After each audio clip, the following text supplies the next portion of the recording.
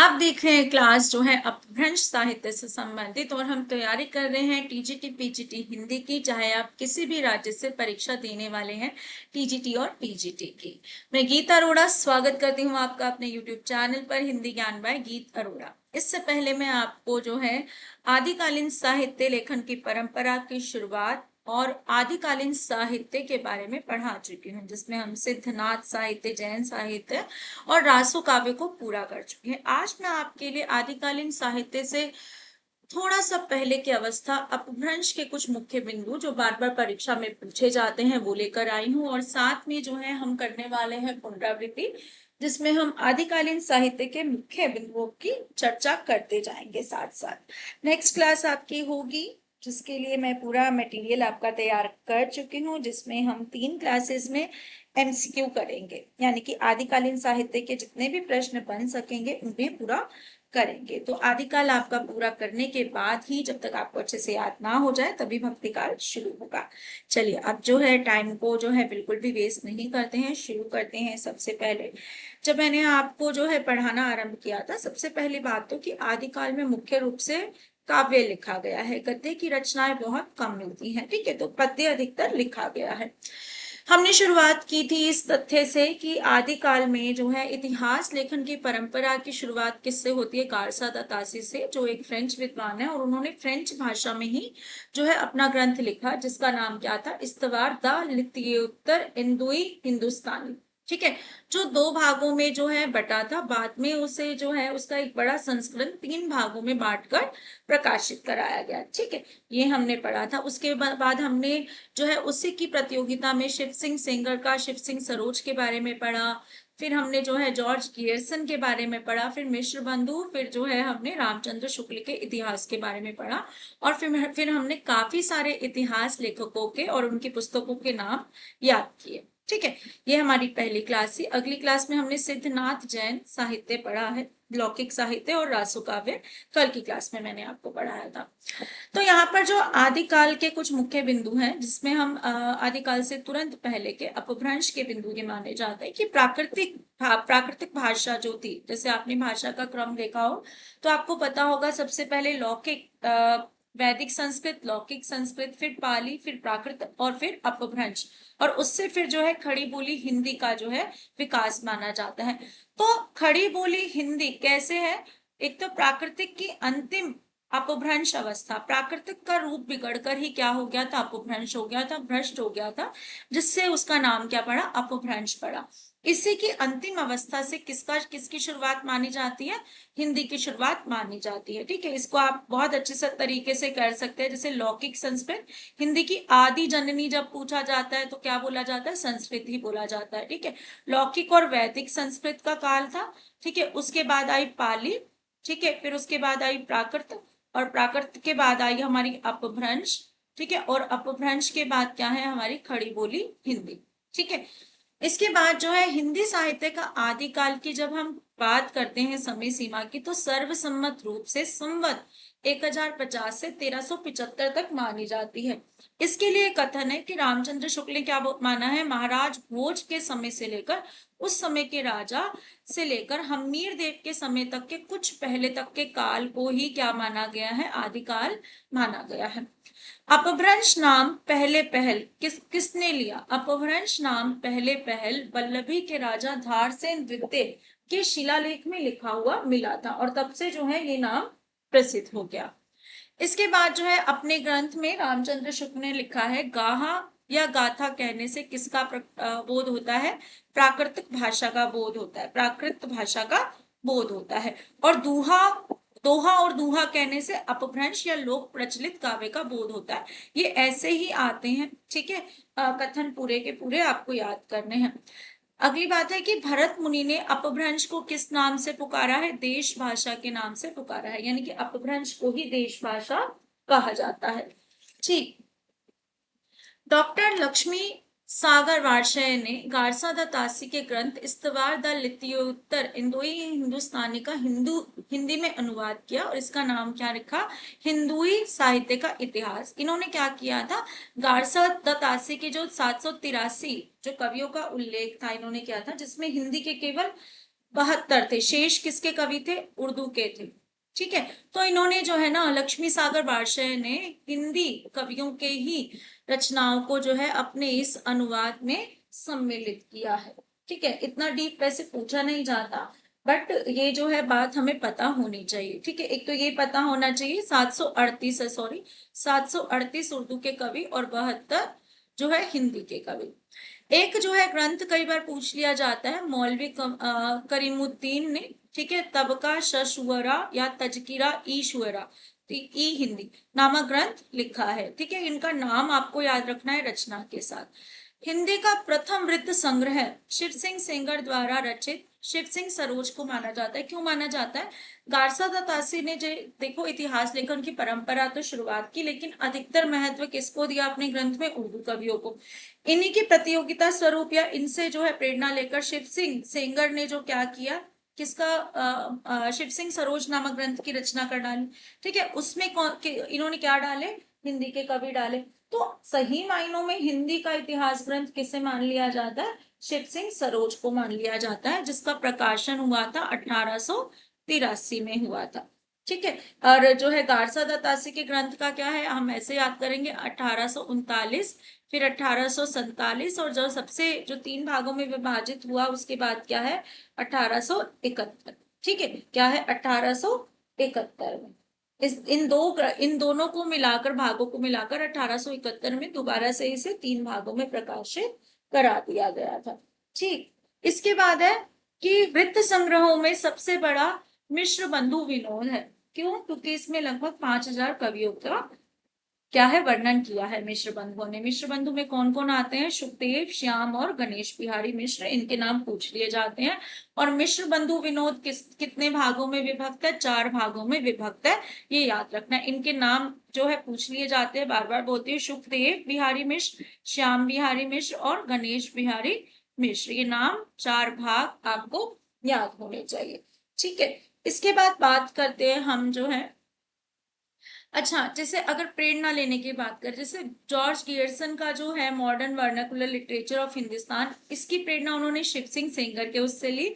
और जो है रामचंद्र शुक्ल ने अपने हिंदी साहित्य के इतिहास के लिए जो बेस है, आधार है, वो किससे लिया? मिश्र बंधु विनोद से लिया है, क्योंकि उसमें 5000 कवियों का उल्लेख था। ठीक है, जॉर्ज गियर्सन का जो इतिहास ग्रंथ है उसमें कितने कवियों का उल्लेख है? 952 का है। ठीक है, नाम क्या है? The modern vernacular literature of Hindustan. अच्छा, कुछ और ऐतिहासिक ग्रंथ भी प्रचलित हैं जिनके केवल हमें नाम याद कर रहे हैं। जैसे अभी तजकिरा, उसका हमने ये नाम याद किया था। नाम एक तो अजीब है थोड़ा सा, लेकिन फिर भी जो है याद तो करना ही है। ठीक है, इसके बाद जो है ऐसे ही यहाँ पर 2 और ग्रंथों के नाम है जिन पर आधारित जो है हमसे प्रश्न पूछ लिया जाता है। एक तो IFFE के द्वारा रचित हिस्ट्री ऑफ हिंदी लिटरेचर है, ये याद करना है। एडविन ग्रीव्स ने लिखा है a sketch of Hindi literature. दोनों नाम जो है लगभग एक जैसे से हैं। ठीक है, ऑफ हिंदी लिटरेचर दोनों में समान है, यहाँ पर हिस्ट्री है, यहाँ पर क्या है? स्केच है। ठीक है, एफ एफ कैसा है? एफ के बाद क्या आता है? GH। तो GH, एच वाला किसके बाद है? GH के बाद। ऐसे याद कर लेना, मैं तो ऐसे याद करती हूँ। ठीक है, इसको फिर याद करने की जरूरत नहीं पड़ेगी। ठीक है, एफ के बाद GH, एच से होता है हिस्ट्री का H, ये आप याद कर लेना। अब हिंदी साहित्य, कुछ और ऐतिहासिक ग्रंथ है। जैसे वैसे तो मैंने आपको हिंदी साहित्य का वैज्ञानिक इतिहास किसने लिखा था बताओ? गणपति चंद्र गुप्त ने। ठीक है, संवेदना का विकास जो है जो लिखा था रामस्वरूप चतुर्वेदी ने।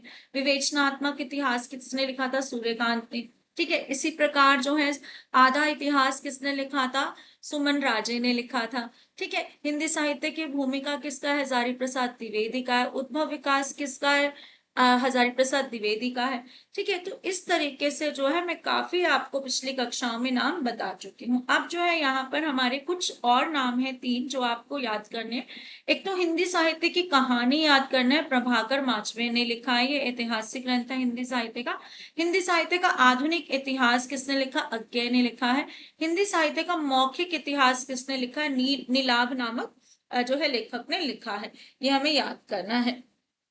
इसके बाद बात करते हैं कि हिंदी का प्रथम कवि किसने किस किस को माना है? तो हिंदी का प्रथम कवि जो है अब्दुल रहमान को किसने माना है? हजारी प्रसाद द्विवेदी ने माना है। संदेश रासक इनकी रचना है जो एक खंड काव्य है, कई बार आपको याद करा चुकी हूँ।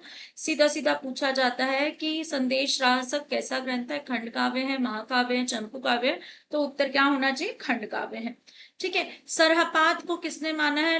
राहुल सांकृत्यायन ने जो है सरहपाद को क्या माना है? हिंदी का पहला कवि माना है। और दोहा कोश नामक रचना का जो है इन्होंने संपादन किया है। दोहा कोश का संपादन एक और लेखक ने भी किया है, ठीक है, जिनका नाम जो है अभी मुझे याद नहीं आ रहा, पर मैं बता दूंगी आपको अगली क्लास में, या जब भी जो है हम इसके एमसीक्यू करेंगे। ठीक है। इसके बाद है पुष्य या पुंड को शिव सिंह सेंगर ने जो है पहला कवि माना है, ये याद करना है। इनके केवल नाम मात्र रचनाएं मिलती है, ये केवल नाम मिलता है। ठीक है। और शिव सिंह सेंगर ने जो है इन्हें ही, पुष्य को ही भाका की जड़ कहा है, ये याद रखना है। शालिभ्रद सूरी को किसने माना है? गणपति चंद्र गुप्त ने पहला कवि माना है, और इनकी रचना जो है 1184 की जो है, इसको जो है पहली रचना इन्होंने माना है। इसके बाद है स्वयंभू को रामकुमार वर्मा ने, जो देखो कैसे याद करो, स्वयंभू क्या है? राम काव्य इन्होंने लिखा है, पौंचर्यू, है ना? तो पौंचर्यू राम काव्य और रामकुमार वर्मा, इससे जोड़कर याद कर लेना। ठीक है। अब दूसरी एक खास बात जो पौंचर्यू के बारे में है कि पौंचर्यू को जो है स्वयंभू के पुत्र त्रिभुवन ने पूरा किया था। जैसे पृथ्वीराज रासो को किसने पूरा किया था? जलहन ने। किसके पुत्र थे? चंद्रबन दाई के। ऐसे ही स्वयंभू के जो ग्रंथ है पौंचर्यू को किसने पूरा किया था? उनके पुत्र त्रिभुवन ने पूरा किया था।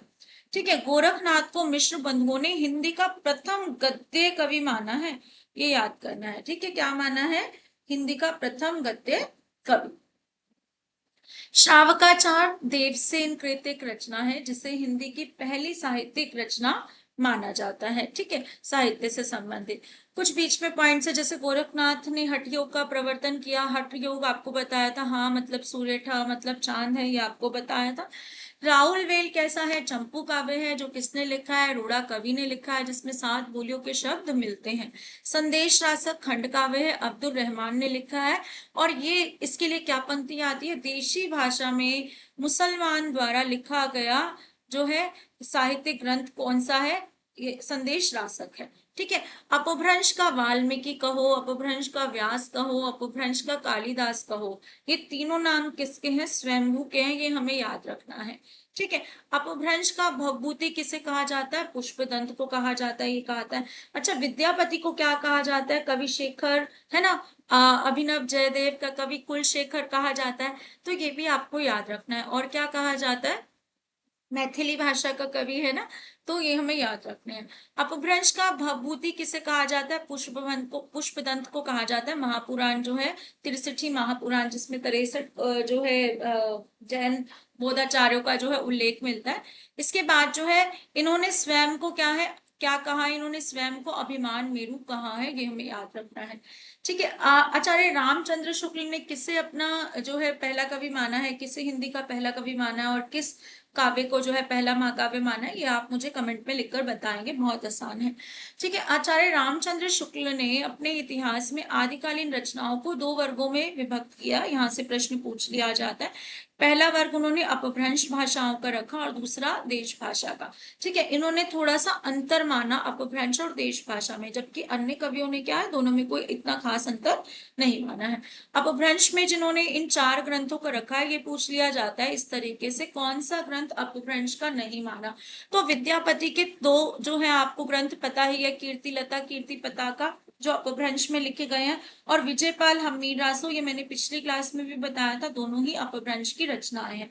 ठीक है। तो ये याद रखने। इसके बाद जो है खुमान रासो, बीसल देव रासो, पृथ्वीराज रासो, जयचंद प्रकाश, जयमयंक जस चंद्रिका, परमाल रासो, खुसरो की पहेलियां और विद्यापति की पदावली को इन्होंने देश भाषा में रखा है। ठीक है। देश भाषा साहित्य में लिखा रखा है, जिसे हमने लौकिक साहित्य के अंतर्गत पढ़ा था पिछली क्लास में। ठीक है। और जो पिछली क्लास ली थी, तो इन रचनाओं के बारे में भी मैंने आपको बता ही दिया था कि अपभ्रंश की रचनाएं हैं। हेमचंद्र नामक कवि ने जो है किस ग्रंथ की रचना की है? सिद्ध हेम व्याकरण की रचना की है, जो सिद्ध हेमचंद्र शब्द अनुशासन कहलाता है। असली नाम क्या है? सिद्ध हेमचंद्र शब्द अनुशासन, और जो किस नाम से प्रसिद्ध है? सिद्ध हेम के नाम से प्रसिद्ध है। इसके बाद जो है कुमारपाल चरित्र, प्राकृत व्याकरण और छंदो अनुशासन और देशी नाममाला कोश, ये सब इन्हीं की रचना है। किसकी? हेमचंद्र की है, जिसमें से ये जो है कई बार पूछ ली जाती है। ठीक है, कुमारपाल चरित्र, कुमारपाल प्रतिबोध किसकी है? सोमप्रभ सूरी की है, ये भी हमें याद रखना है। इसके बाद जो है लक्ष्मीधर ने 14वीं शताब्दी में प्राकृत पैंगलम नामक ग्रंथ का संग्रह किया। ठीक है, इसे प्राकृत पिंगल सूत्र भी कहा जाता है, ये हमें याद करना है। और इसका जो है टीका किसने लिखी है? वंशीधर नामक कवि ने लिखी है। ठीक है, मेरुतुंग नामक जो है कवि है, उन्होंने प्रबंध चिंतामणि नामक ग्रंथ की रचना की, बार बार पूछा गया है। ठीक है, मेरुतुंग नामक कवि ने प्रबंध चिंतामणि ग्रंथ की रचना की है। सिद्धों की भाषा संध्या भाषा कहलाती है, जिसे हजारी प्रसाद द्विवेदी ने नाम दिया है। एक और कवि हैं जिन्होंने इसे संध्या भाषा का नाम दिया है, लेकिन पूछा अधिकतर हजारी प्रसाद द्विवेदी के नाम से जाता है। अच्छा, 84 सिद्धों में लुइपा का स्थान सबसे ऊंचा माना जाता है। आपको ऐसे ही याद करना है कि 84 सिद्धों में सबसे ऊंचा स्थान किसका है? लुइपा का है। कन्हप्पा को क्या बोला जाता है? कर्नाटक से संबंध रखने वाले सिद्धों में सर्वश्रेष्ठ विद्वान और बड़े कवि माने जाते हैं। कौन? कन्हप्पा। दोहा चौपाई की शुरुआत किससे मिलती है? सरहपा की रचनाओं में मिलती है, तभी तो इनके ग्रंथ का नाम क्या है? दोहा कोश है। ठीक है, ये याद रखना है ना। और चर्यापद किसके ग्रंथ का नाम है? शबरपा के, ये याद रखिएगा।